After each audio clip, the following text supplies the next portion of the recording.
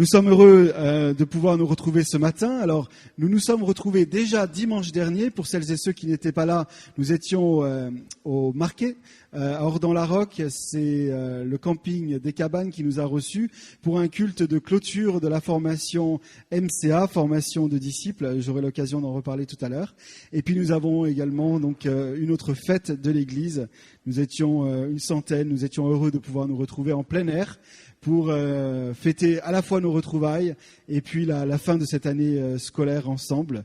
Cet été donc se présente devant nous. Il y aura certainement du va-et-vient en fonction des disponibilités des uns et des autres. Mais ce qui est certain, c'est que nous voulons vivre toujours plus l'intention de Dieu pour nous en tant que communauté et avoir l'occasion de nous retrouver ensemble pour louer Dieu et célébrer son nom. C'est ce que nous allons faire ce matin. Je rappellerai donc ce texte que j'ai cité, ce texte de Nombre, que l'Éternel fasse briller sa face sur toi et qu'il t'accorde sa grâce. Que l'Éternel tourne sa face vers toi et qu'il te donne la paix. Père, nous sommes reconnaissants pour ta bonté et ta fidélité. Nous sommes reconnaissants parce que tu es notre Dieu et qu'encore ce matin, nous avons la grâce de pouvoir nous rassembler.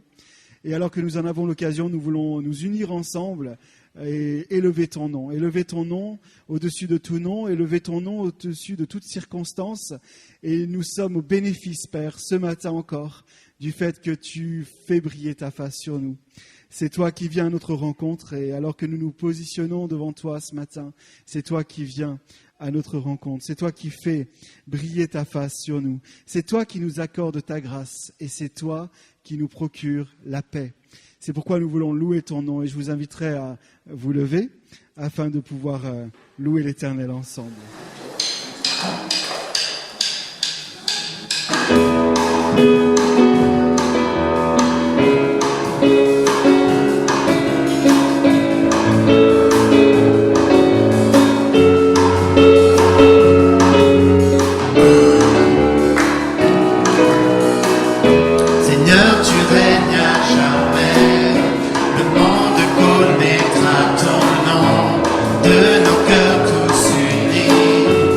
De le chant des rachetés.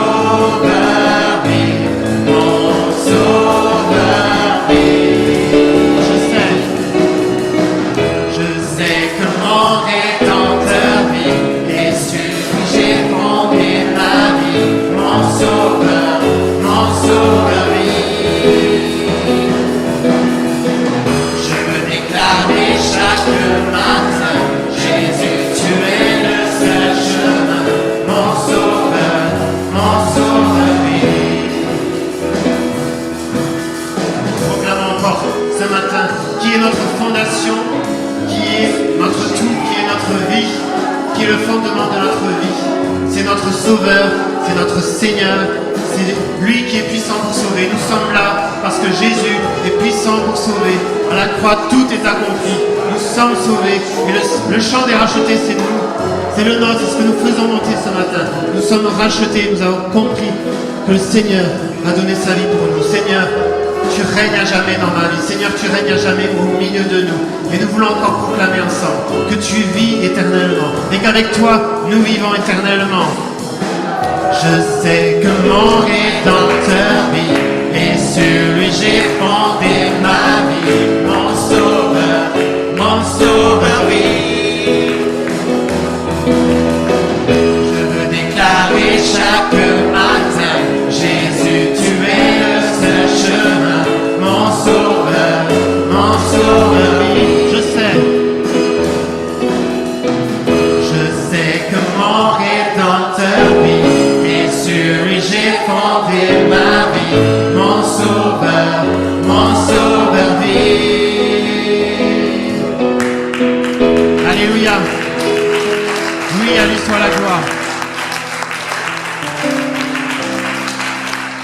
Ça n'est pas que c'est bon de vous entendre, d'avoir du retour. C'est génial de vous entendre.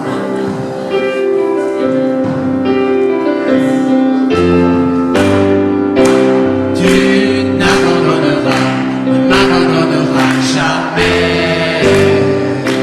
Tu ne m'abandonneras jamais. Tu ne m'abandonneras jamais. Tu n'abandonneras jamais. Tu es bon, oh, et tu es bon, oh, et tu es bon, oh, et tu es bon,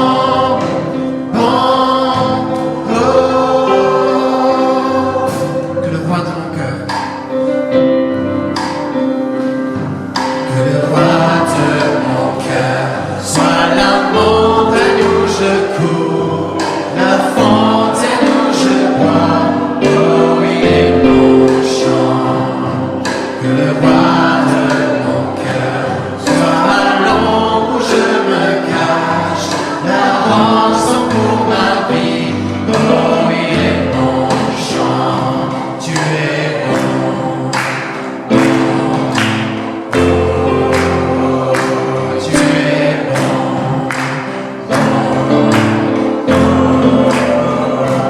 Tu es bon, tu es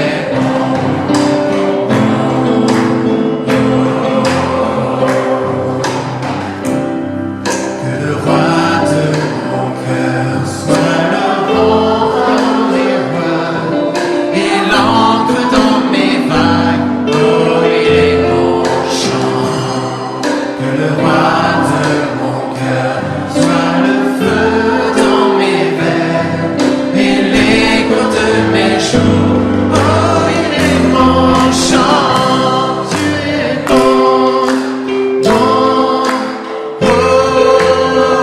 et tu es bon, oh, et tu es bon, et tu es bon, Nous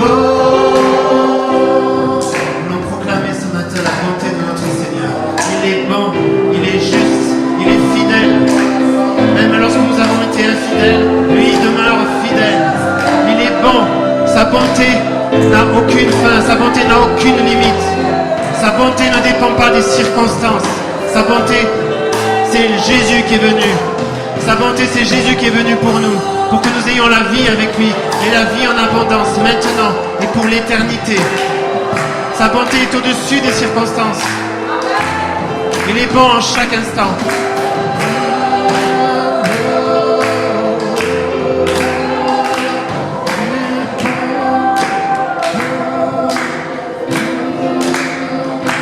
Tu m'abandonneras jamais. Tu n'abandonneras, ne m'abandonneras jamais. Tu n'abandonneras, ne m'abandonneras jamais. Tu n'abandonneras, ne m'abandonneras jamais. Tu n'abandonneras, ne m'abandonneras jamais. Tu n'abandonneras, ne m'abandonneras jamais. Tu n'abandonneras, ne m'abandonneras jamais. Tu es bon, bon, oh, oui, tu es bon, bon, oh, oui, tu es bon, bon, oh, oui, tu es bon, bon, oh, tu es bon, bon, oh, tu es bon, bon, oh, tu es bon, bon, oh, tu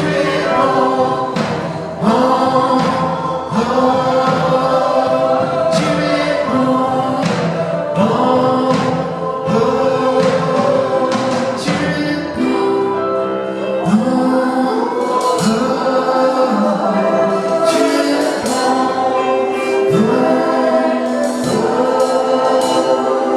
Continuons à proclamer en même temps à recevoir sa bonté, à proclamer à recevoir son amour, à proclamer à recevoir le fait qu'il est présent chaque jour de notre vie, à chaque instant.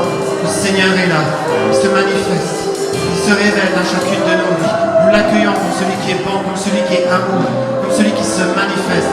Laissons-le encore, ces quelques instants se manifester dans sa bonté dans nos vies.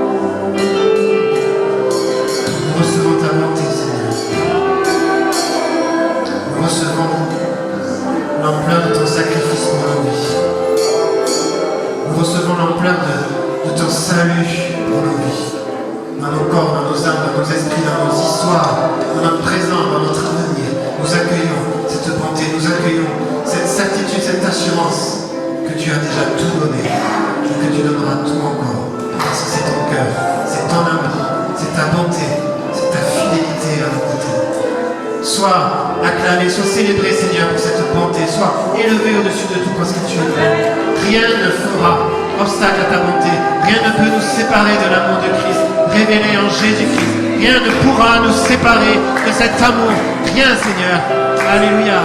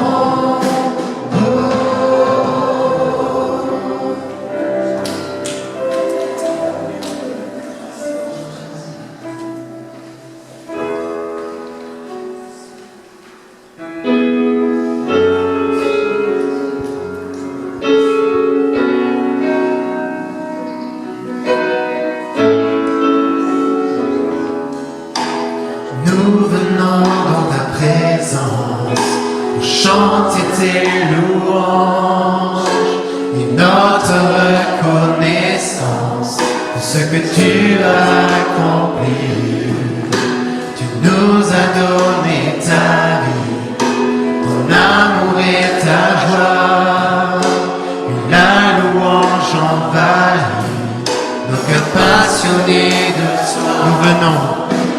nous venons dans ta présence pour chanter tes louanges et notre reconnaissance de ce que tu as accompli. Tu nous as donné ta vie, ton amour et ta joie, et la louange envahit nos cœurs passionnés de toi. Tu es le Créateur puissant, l'agneau ressuscité. Toi seul as pu triompher de la mort et du péché. Tu as délivré ton peuple pour la vraie liberté. Je veux suivre tes pas, chaque jour être avec toi. Nous venons dans ta présence pour chanter tes louanges et notre reconnaissance de ce que tu as accompli. Tu nous as donné ta vie, ton amour et ta joie, et la louange envahit nos cœurs passionnés de toi. Tu es le Créateur puissant, l'agneau ressuscité. Toi seul as pu triompher de la mort et du péché. Tu as délivré ton peuple pour la vraie liberté. Je veux suivre tes pas, chaque jour être avec toi. Tu es le Créateur puissant, l'agneau ressuscité. Toi seul as pu triompher de la mort et du péché. Tu as délivré ton peuple pour la vraie liberté. Je veux suivre tes pas, chaque jour être avec toi. Tu as délivré ton peuple pour la vraie liberté. Je veux suivre tes pas, chaque jour être avec toi. Continuons à faire montrer notre adoration. Lui qui a tout accompli.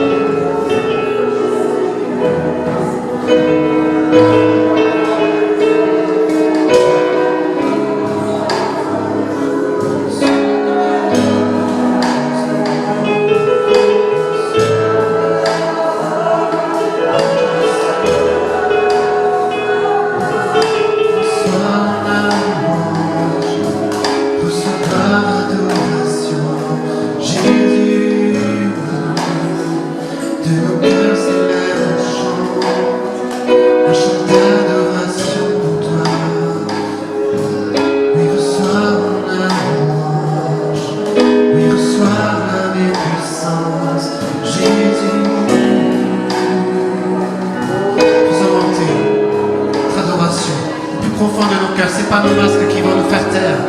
Nos voix s'élèvent vers lui, nos cœurs s'élèvent vers lui, nos esprits l'adorent, l'esprit en vérité. Lui seul, lui qui a tout accompli, lui seul est digne de recevoir. Lui seul est digne de recevoir l'agneau de Dieu. Notre adoration, la gloire, avec les anges qui sont avec nous. Nous proclamons le ciel et la terre. Commentez ce chant d'adoration au Créateur, au Sauveur.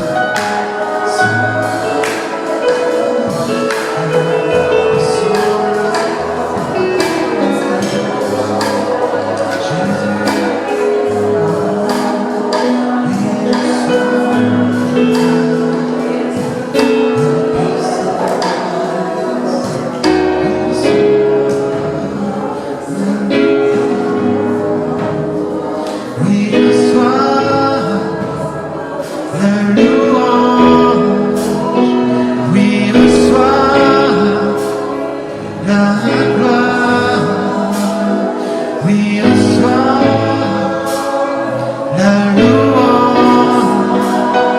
Oui, reçois la louange.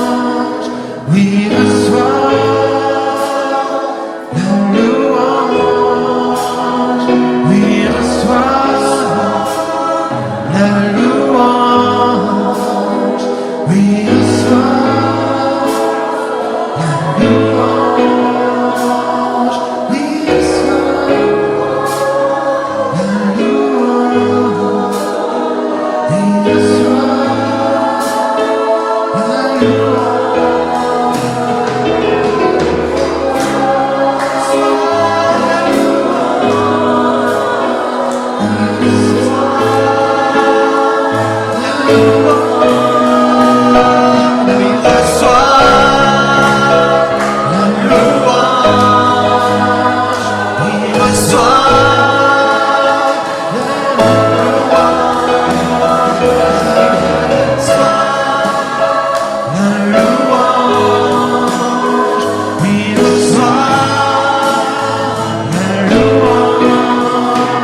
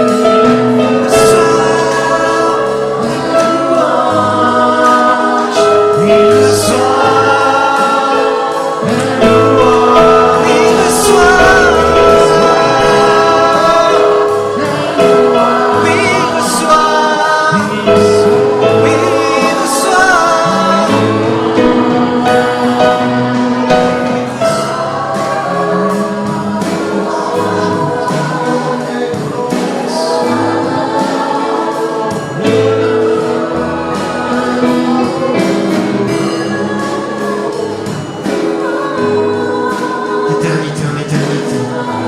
Reçois nos cœurs qui montent vers toi. Reçois l'adoration de nos cœurs. Reçois l'adoration de nos bouches. Reçois l'adoration de nos vies qui se donnent à toi en retour de ce que tu as tout donné. Oui, Seigneur. Reçois la louange. Reçois l'honneur.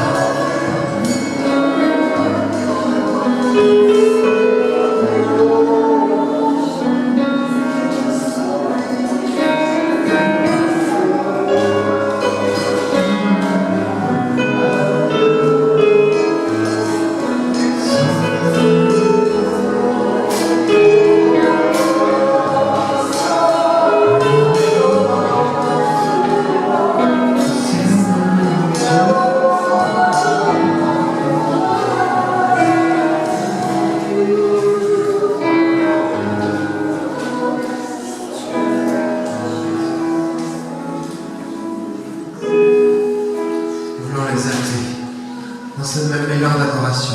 Exalter le Seigneur au-dessus de tout. L'élever au-dessus de tout. C'est notre roi, c'est notre Dieu, notre Seigneur. Seigneur, tu es le roi au milieu de nous.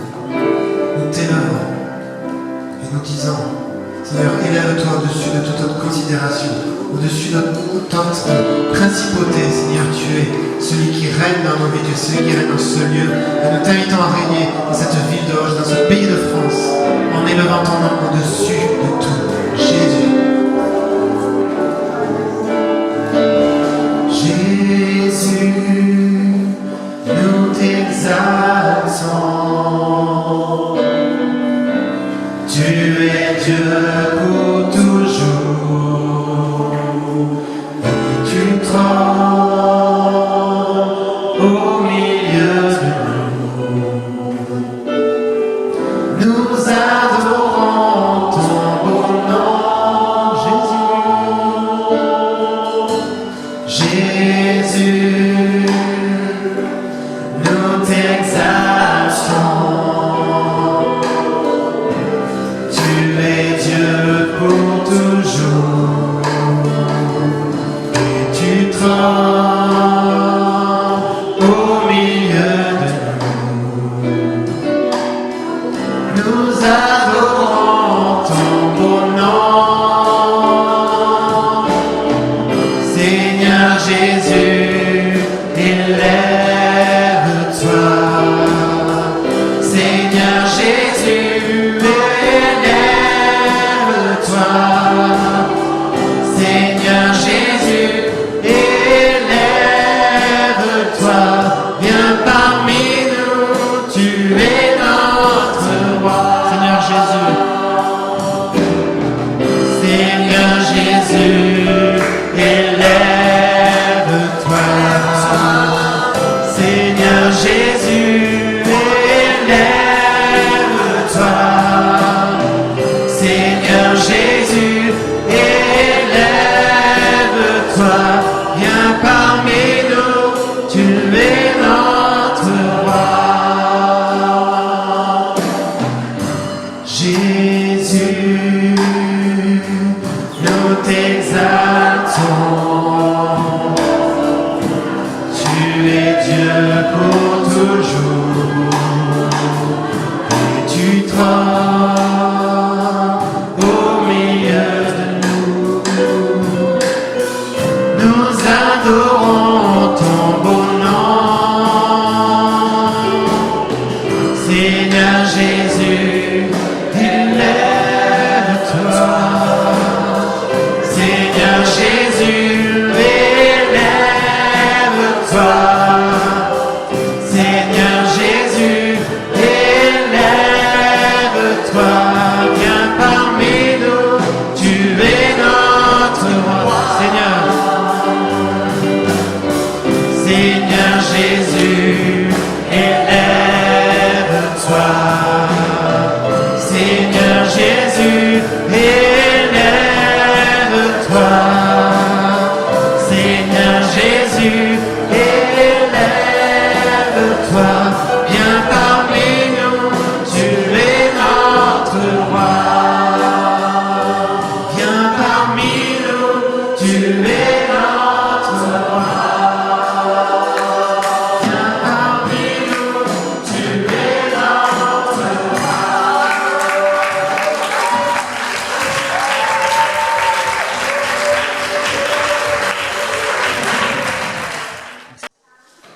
Alors on a un privilège quand on est en haut, c'est qu'on peut enlever le masque. Et ça, c'est bien. Bonjour à tous. Je suis vraiment heureux de pouvoir inaugurer ce premier culte de déconfinement. Et je suis vraiment heureux d'être avec vous, de vous voir à moitié. Parce que voilà, je ne vois pas tout de vous. Mais par la foi, je sais qu'il y a le sourire derrière votre masque. Et que vous êtes heureux d'être là et de partager ce moment avec nous. Et ce matin, j'ai vraiment l'envie, comme à chaque fois d'ailleurs, mais ce matin particulièrement, de nous encourager à faire le bilan de ce que nous avons vécu. Parce que c'est toujours intéressant de faire le bilan de ce que nous vivons, surtout dans ce temps spécial que nous avons vécu en confinement, et aussi à se projeter vers la suite, parce que nous croyons et nous savons que Dieu est en mouvement, ça c'est notre premier point d'accroche, mais que Dieu nous met en mouvement aussi dans ce qu'il a pour nous. Et ce temps de confinement ne nous a pas mis en mouvement forcément, il nous a plutôt mis à l'arrêt, si vous êtes d'accord avec moi. Mais je crois que dans ce temps-là, beaucoup d'entre nous, peut-être tous même, je crois, nous avons vécu quelque chose de spécial. Avec Dieu, avec soi et avec les autres. Parce que nous avons fait une pause. Et cette pause, vous savez, c'est souvent relayé dans la Bible. Pour moi, ça s'apparentait, et ça a été souvent relayé comme ça aussi, comme on a pu voir dans d'autres églises, sur les réseaux sociaux ou autres, comme une sorte de pause de Shabbat. C'est-à-dire que c'est un repos. Dieu arrête tout, et puis on se focus sur l'essentiel. Et pour ma part, ce temps, ça a été vraiment ça. J'ai pu prendre du temps pour moi, pas que j'en avais pas avant, mais c'était autrement. J'ai pu prendre du temps pour moi, me poser avec Dieu, recevoir ce que lui avait pour ma vie. Pas que je savais pas avant, mais j'étais déjà en mouvement et je crois que Dieu est venu approfondir des choses et même donner peut-être de nouvelles choses, de nouvelles perspectives. Et ce matin, c'est ça que j'aimerais partager avec vous. C'est si vous faites le bilan de ce confinement, qu'est-ce qu'il en reste? Qu'est-ce qui a changé dans vos vies? Alors j'aurais pu vous faire passer le micro, mais bon, au niveau sanitaire, c'est un peu compliqué. Mais en tout cas, c'est des questions que je vous invite vraiment à réfléchir. Et je vais vous poser pas mal de questions aujourd'hui, avec quelques réponses, ne vous inquiétez pas.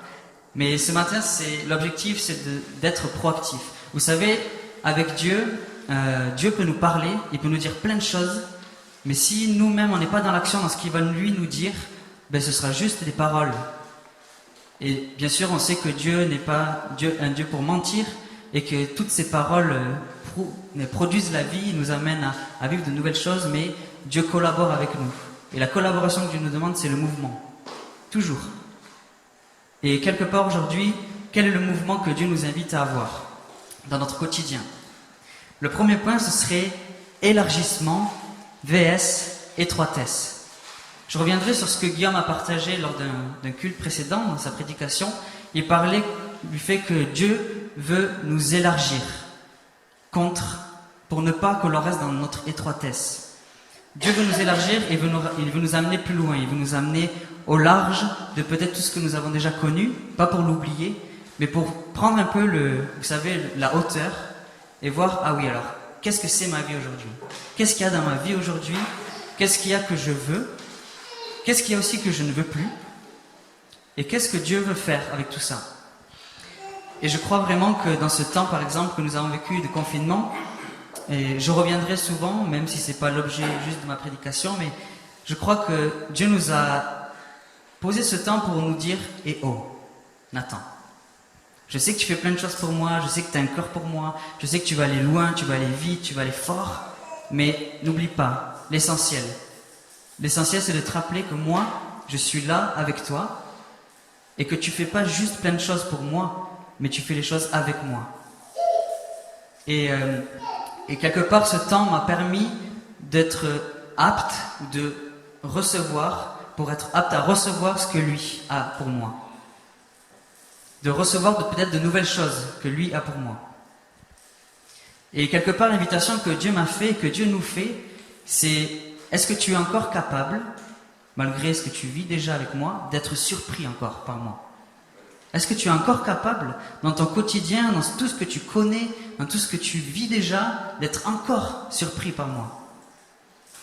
Et je vous dis que cette question, elle peut paraître banale, mais moi, dans ma vie, je me suis dit, est-ce que je suis capable encore d'être surpris par Dieu?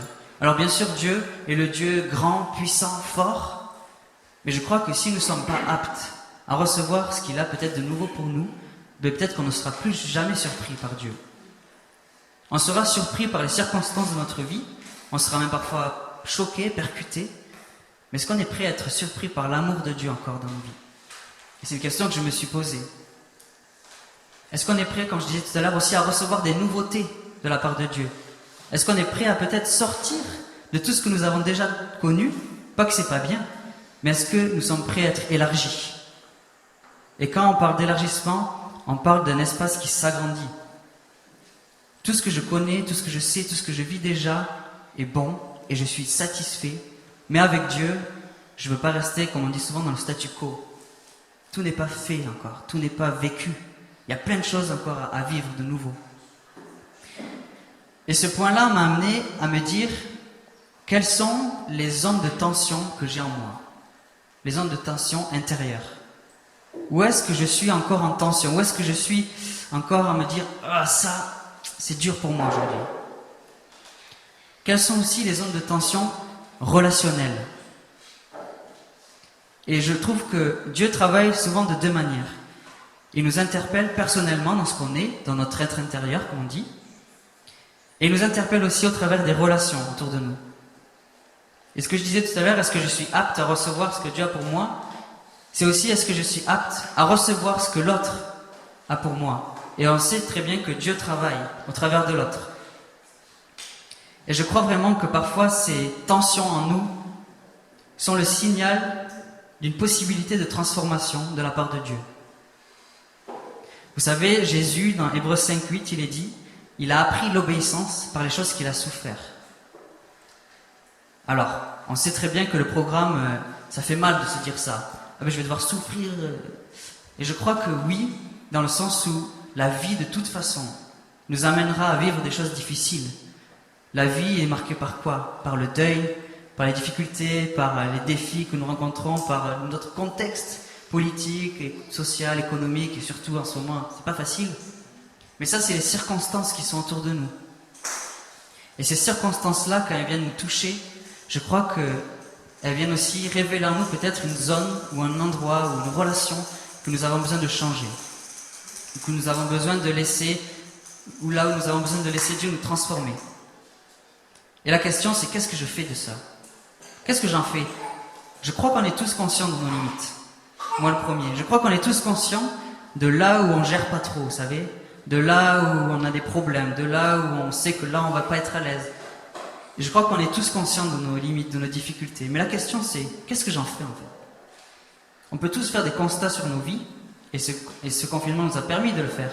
On peut tous faire des constats sur ce qu'on manque, ce qu'on fait bien, ce qu'on fait pas bien. Là où on a une petite difficulté relationnelle, là où peut-être on a un défi à ce niveau-là. On peut tous faire ces constats-là. Mais la transformation, c'est pas quelque chose qui se passe juste dans l'intellect de constat, mais c'est quelque chose qui se passe dans le mouvement. Et Dieu opère dans le mouvement. Une mentalité se fait changer, notre mentalité est changée, pas juste parce qu'on va réfléchir, mais parce qu'on va se mettre en mouvement par rapport à ce qu'on a reçu de la part de Dieu. Il y avait une citation qui avait été écrite par un leader en Amérique, qui avait été traduite, et c'était « Ta réponse ne consiste pas à changer les circonstances, mais à changer ta mentalité, à te laisser transformer dans ta mentalité. » La mentalité, c'est « Qu'est-ce que je crois? Qu'est-ce que je crois profondément? Quelle est ma vision de moi-même? Comment je me vois? Quelle est ma vision de l'autre? Comment je vois les autres?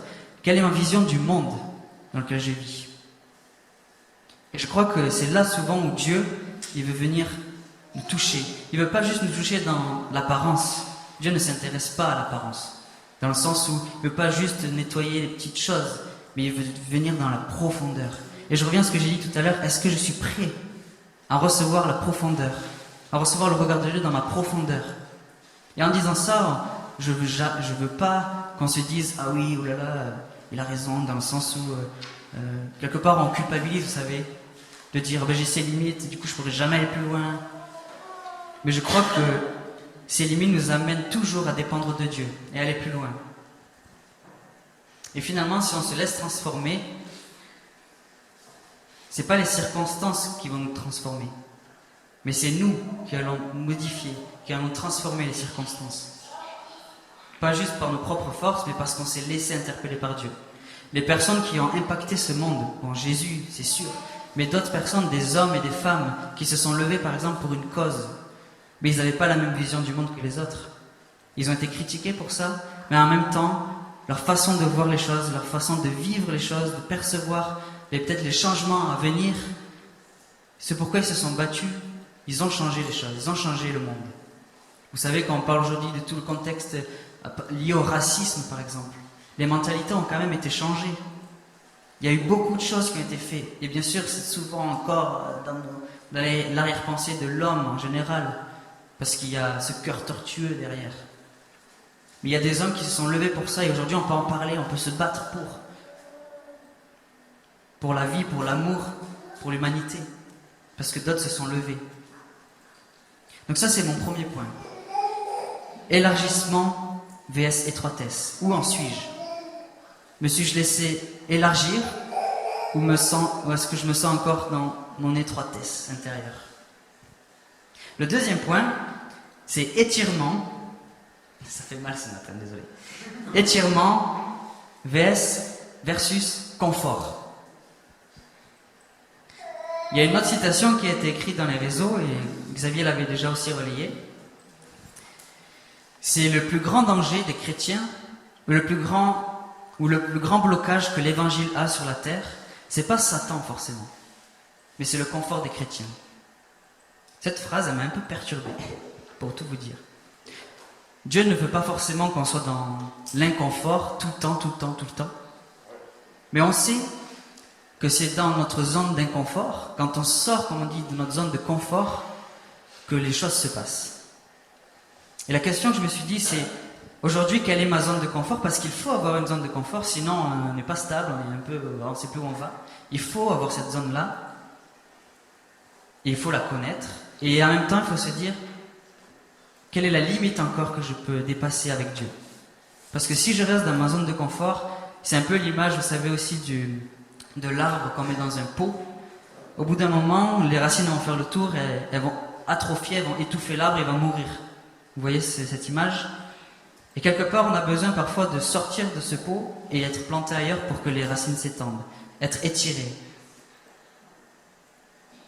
Et je crois que Dieu veut nous étirer dans notre quotidien. C'est pas juste de temps en temps, mais c'est dans des choses très pratiques, très précises de notre vie. Et en fait, tout ça se passe dans nos habitudes. Quelles sont aujourd'hui, dans mes habitudes, les choses que je veux garder, mais qui sont bonnes? C'est ça l'objectif surtout. Quelles sont les bonnes habitudes que j'ai, que je veux garder? Et à contrepartie, et ça je pense que vous l'avez tous vécu dans le confinement, moi le premier, quelles sont les habitudes que je ne veux pas garder? Parce que je sais tellement que ces habitudes-là m'amènent loin, ou m'amènent pas dans ce que Dieu veut. Et nous avons une responsabilité de savoir quelles habitudes garder, ou quelles nouvelles habitudes avoir, et quelles sont les habitudes aussi que je suis appelé à délaisser. Parce que je sais pertinemment en moi-même que ces habitudes-là, que ces choses que je fais régulièrement ne m'amènent pas dans quelque chose de bon. Et comme je disais tout à l'heure, le confinement nous a vraiment permis, je pense, de faire ça. En tout cas, pour ma part, c'est le cas.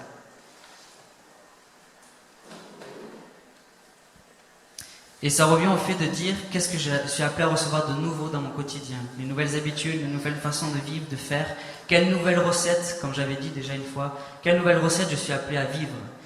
Si à chaque fois que vous savez, notre vie, notre quotidien, ça peut s'apparenter à une recette de gâteau par exemple. Ben, la recette de gâteau, c'est que je fais toujours les mêmes choses au même moment, au même endroit, parce que je sais que ça va donner ce gâteau. Mais si je fais un gâteau qui n'est pas bon, c'est bien parce qu'il y a quelque chose dans la recette qui n'est pas bon. On est d'accord. Si le gâteau est trop farineux, c'est peut-être parce que j'ai mis trop de farine. Après, je ne m'y connais pas trop en cuisine. C'est peut-être pas le meilleur exemple pour moi. Mais vous comprenez l'histoire. Dans le sens où, si aujourd'hui j'ai des habitudes qui m'amènent à avoir un fruit ou un gâteau, qui pour moi, par rapport à ce que je vis aussi avec Dieu, n'est pas à la hauteur peut-être de mes aspirations ou de ce que je voudrais vivre pleinement, mais quelque part, qu'est-ce que je dois changer? Et vous savez, on peut prier que Dieu nous change, que Dieu vienne, intervienne et tout. Mais oui, mais en même temps, si nous sommes conscients de ce que nous avons déjà changé, Dieu ne peut pas faire plus. Il nous appelle juste à être en mouvement avec lui et à lui faire confiance. Et ça, quand on comprend ça, on sort aussi de notre pensée, vous savez, de notre tête, de toutes nos pensées qui viennent nous paralyser, nous bloquer. Et je crois que Dieu nous appelle à vraiment être étirés et à sortir de peut-être notre zone de confort, comme je disais tout à l'heure. Et tout ça, ça se passe dans la proclamation. Et ce matin, j'aimerais encore partager sur ça. Nous sommes appelés à proclamer ce qui n'existe pas encore. Je crois que Dieu nous a tous mis des aspirations en nous, des rêves, comme on dit, un peu fous, qui peut-être pour nous aujourd'hui sont irréalisables. Mais nous sommes appelés à les proclamer aussi. Et à appeler ce qui n'est pas encore, à appeler tout ça à la vie. À proclamer que ce que Dieu a dit va s'accomplir. Si je crois que Dieu m'a donné tel rêve, je veux proclamer que ce rêve-là va se réaliser et que dans ce rêve, je m'engage à me mettre en mouvement. Que dans ce rêve que Dieu m'a donné, je m'engage à me mettre en mouvement parce qu'on a tous des rêves. On a tous des choses qu'on veut accomplir. On a tous des choses où on se dit, mais là, il faut que ça se passe. Si ça se passe pas comme ça dans ma vie, mais je serai malheureux. J'aurai l'impression d'avoir raté ma vie. Et je crois, j'ai pas les statistiques, mais le nombre de personnes chrétiennes ou non chrétiennes qui ont des regrets à la fin de leur vie. Et moi, j'ai dit à Dieu, mais je veux pas être une personne comme ça. Je veux pas être à la fin de ma vie, je sais pas quand ce sera à la fin, mais en me disant, je regrette de ne pas avoir fait ça. Je regrette de ne pas avoir eu le courage d'être allé jusque-là. Je regrette d'avoir stoppé cet engagement. Vous voyez? Et alors je dis pas ça pour se culpabiliser encore une fois, mais je vous dis ça pour qu'on soit encouragé à prendre les risques dans nos vies. Vous savez, aujourd'hui, la société veut un conformisme. Et dans le mot conformisme, il y a le mot confort. Et la société nous amène tous et toutes dans le même confort. Alors on n'a pas tous les mêmes maisons, on n'a pas tous les mêmes choses dans nos maisons, on n'a pas tous notre même manière de vivre. Mais on est tous enclins à être juste dans le confort. Et vous savez où se passe le miracle? Il se passe dans l'inconfort. Il se passe dans le mouvement. Dans le fait que je vais sortir de tout ce que j'ai déjà peut-être fait. Et je reviens sur ça. et je vais sortir de ce que j'ai déjà peut-être connu et je vais me mettre en mouvement. Donc libérons la parole prophétique, libérons les rêves, libérons les paroles qui vont appeler ce qui n'existe pas encore sur nos vies, sur notre communauté. Amen. Le troisième point, ce sera le dernier, c'est l'engagement versus l'individualisme. Parce qu'on peut tous vivre nos rêves, chacun de notre côté. Mais ce qui va faire la force de ce que nous vivons ensemble, c'est le fait de le vivre ensemble, de s'engager ensemble. Et je crois qu'aujourd'hui, le risque dans ce que nous partageons, vous savez, dans tout ce qui est développement personnel, et en soi, c'est pas mauvais. Mais le problème de ça, c'est qu'on est tellement centré sur nous, sur moi, sur mon rêve, sur mes dons, sur mes talents, sur ce que je peux faire moi, qu'on oublie les autres. Et qu'on limite, on va se servir des autres, on va se servir des ministères, on va se servir des gens un peu compétents où on se dit là, il y a un truc à prendre, pour arriver à, vous voyez. Et je crois que dans l'engagement, il y a cette notion de, bien sûr, de service, c'est-à-dire que l'autre va, dans ce qu'il est, me partager ce qu'il a reçu, mais il y a cette notion d'engagement, dans le sens où, si je vis mon rêve, si je vis ce que je suis appelé à vivre, c'est pas pour moi, mais c'est pour l'autre. Les gens qui ont changé le monde aujourd'hui, Jésus, quand il est venu, il n'est pas venu pour lui. Il est venu au service de ceux qui étaient autour de lui. Il est venu rendre service, il est venu être le serviteur de tous ceux qui étaient là. Il dit ça, je ne suis pas venu pour être servi, mais pour servir. Et c'est ça l'accomplissement de nos rêves. C'est ça l'accomplissement de ce qu'il y a de plus profond, de ce qu'il y a, nos aspirations les plus profondes. Si aujourd'hui tu peux vivre pleinement ce que tu as appelé à vivre avec Dieu, ne le vis pas pour toi. Vis-le pour l'autre, vis-le pour les autres, pour ceux qui sont autour de toi. Vis-le avec ceux qui sont engagés avec toi, pour ceux qui sont engagés avec toi. Mais la question c'est finalement, et je reviendrai aussi sur cette notion de communauté que nous sommes aujourd'hui, l'Église, avec un grand et un petit E aussi, l'Église locale. C'est, ok, tu as tout ça, tu as des rêves, tu as des aspirations, tu connais tes défis, tu connais tes limites, c'est ce que je dis un peu tout à l'heure aussi. Tu sais que dans ta vie ça bloque. Tu sais que dans ta vie il y a aussi ça que tu veux vivre pleinement, que je sais pas, il y a un don que tu aspires à le faire exploser pour servir l'autre. Et tout le monde quelque part, je pense, en est là, on sait. Mais la question c'est comment tu le libères tout ça? Comment tu libères la confession, c'est-à-dire ce qu'il y a de bloqué en toi? Comment tu le libères? Avec qui? Qui t'accompagne? Est-ce que tu es accompagné? Est-ce que tu veux être accompagné? Parce qu'on veut tous changer, mais on ne veut pas être accompagné pour être changé. Des fois on se dit, Dieu et moi, ça ira. Mais pourquoi les ministères sont là alors? Si Dieu et moi ça va, mais qui sont ceux qui peuvent m'aider? Enfin, bien sûr Dieu est là pour moi, mais je crois que parfois Dieu, le travail de Dieu, il ne se limite pas qu'à ça, mais c'est d'élever, de faire lever en nous. C'est le Saint-Esprit qui nous montre les choses en nous, les meilleures choses comme les pires choses. C'est le Saint-Esprit qui révèle ça. Mais on a besoin de quelqu'un à côté de nous qu'on peut toucher.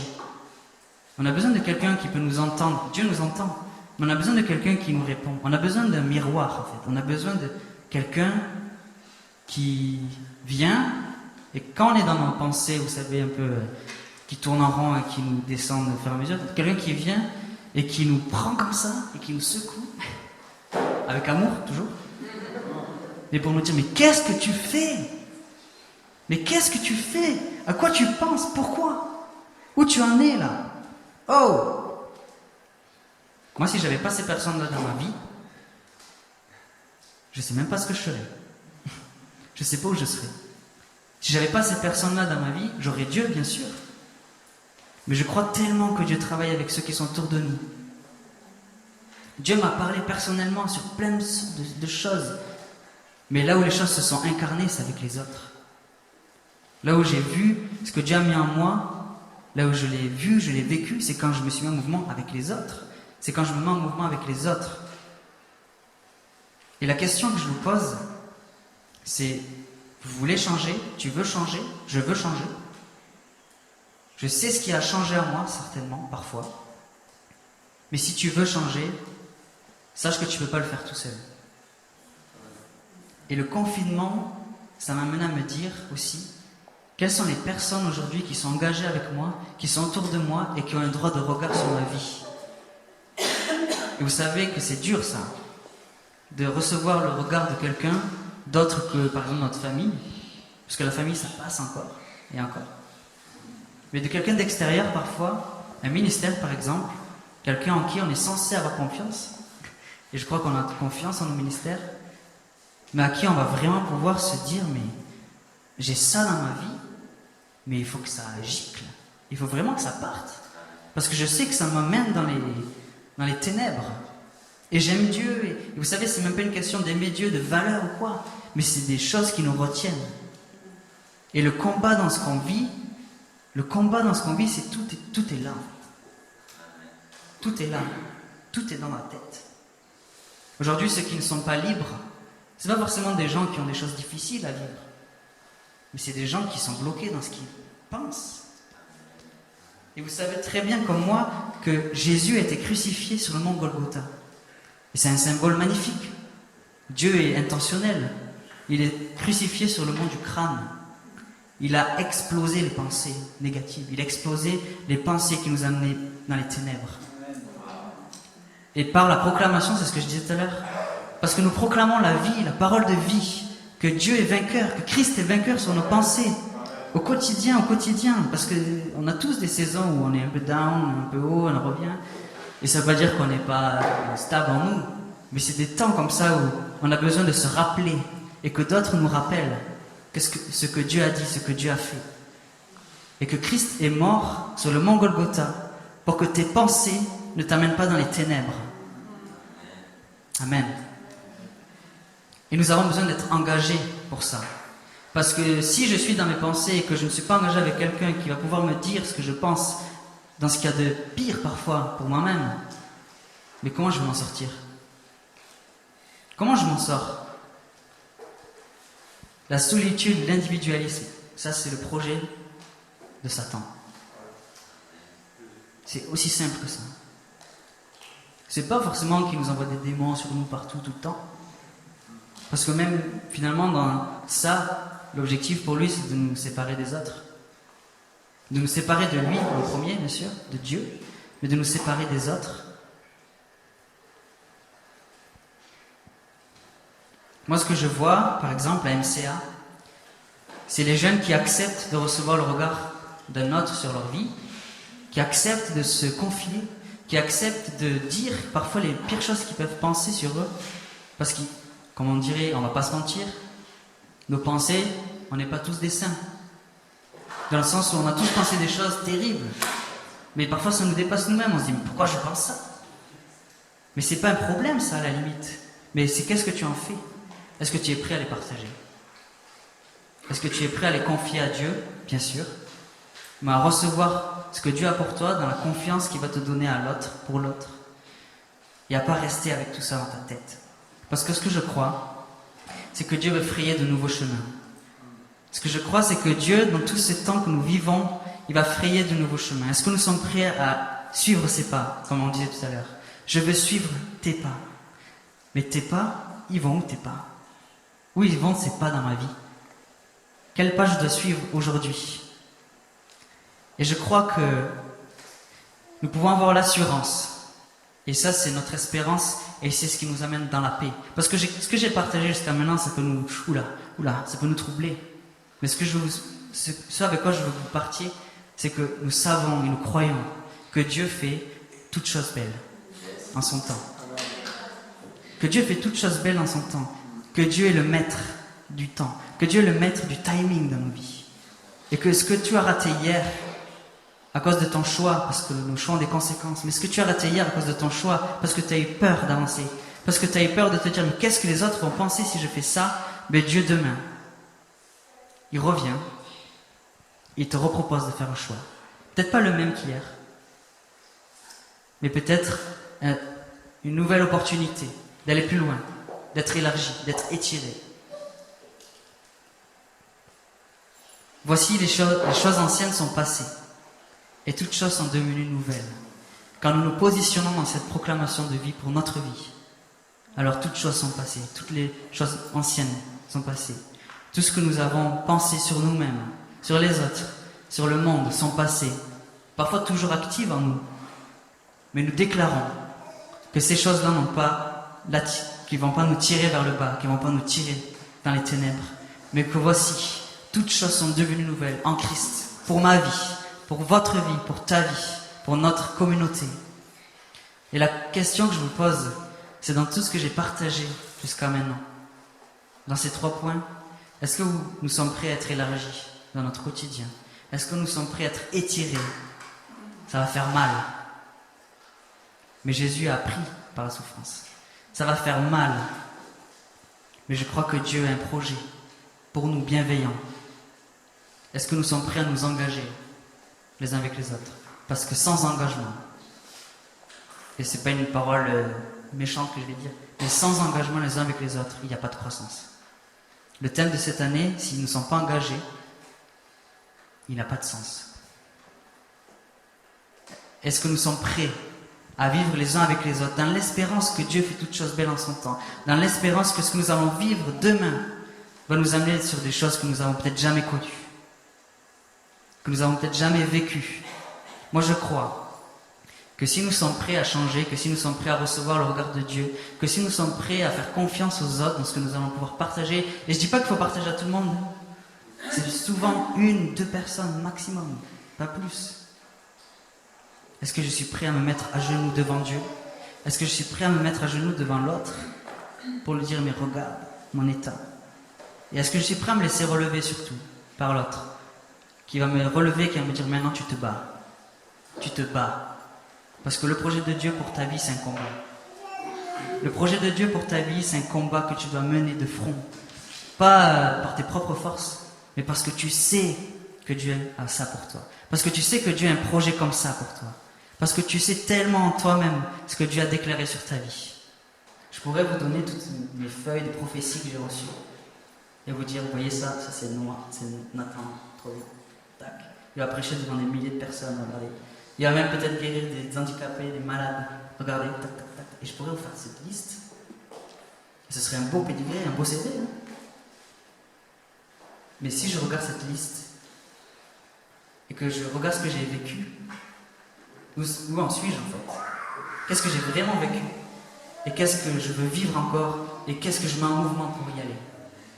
Et ce matin, je voudrais vraiment vous encourager à ne jamais perdre espoir dans votre quotidien, à ne jamais vous dire que Dieu ne pourra plus, à ne jamais vous dire que c'est fini pour vous, mais que à tout moment dans votre vie, si vous êtes prêt à le recevoir, Dieu peut faire quelque chose de nouveau. Et je crois que c'est un temps où Dieu veut faire des choses nouvelles. Et je veux déclarer ce matin que Dieu fait toutes choses belles pour nous, que Dieu fait toutes choses belles pour notre pays, pour notre Église, en son temps, dans ce qu'il a reçu pour nous. Et je veux déclarer ce matin la vie pour chacune de nos vies. Et que votre combat, c'est Dieu, c'est Jésus qui l'a déjà accompli, il est déjà vainqueur. Amen. Merci beaucoup Nathan pour cette prédication, cette parole de vie. Et j'aimerais, comme il est un petit peu tôt encore, proposer quelque chose. Je crois que Nathan a lancé un certain nombre de pistes, en tout cas de réflexions, que nous pouvons continuer à méditer tout au long de cette semaine qui arrive et puis de l'été. Mais ce qui est intéressant aussi, c'est de pouvoir partager à chaud. Qu'est-ce qui retentit ce matin dans ce qu'il a pu nous partager? Et à défaut de pouvoir faire circuler le micro, je vous inviterai, si vous le souhaitez, à simplement vous lever à votre place et puis à partager ce qui fait écho en vous, dans tout ce qui a été dit ce matin. Il a été parlé, et c'est Patricia qui nous le rappelait dimanche dernier, que notre cœur, notre souhait pour notre communauté, c'est de pouvoir être dans ce partage, dans cet échange, et le temps s'y prête bien, j'allais dire, il est encore un petit peu tôt dans la matinée, et si on peut se donner ne serait-ce que quelques minutes pour partager ensemble, qu'est-ce qui résonne dans ce message, pour que nous puissions faire ce pas aussi, d'aller à la rencontre des uns et des autres, et de se dire, ok, là, on peut partager un petit peu plus et puis se porter aussi dans la prière. L'objet de la vulnérabilité, du partage, c'est pas tant de savoir des choses sur les uns et sur les autres, mais c'est de pouvoir être ensemble mobilisés aux côtés des uns et des autres et de se porter aussi dans la prière. Donc j'aimerais, si vous le souhaitez, prendre ne serait-ce que quelques minutes pour ouvrir ce temps d'échange et vous demander simplement de vous lever. Vous pouvez ôter votre masque juste à la place où vous êtes, ne pas circuler et puis partager avec nous. En tout cas, merci Nathan pour ce message de foi, ce message d'espérance. C'est très porteur, je crois, pour nos vies individuelles et puis pour la saison qui vient. Ça va dans le sens de tout ce qu'on a pu partager avec l'équipe de ministère hier. Nous étions en réunion de travail pendant une journée et ça ouvre des perspectives aussi pour la rentrée prochaine et on s'en réjouit vraiment pour tout ce que Dieu a en réserve pour nous. Voilà, donc je vous invite à réagir si vous le souhaitez et puis on conclura en suivant.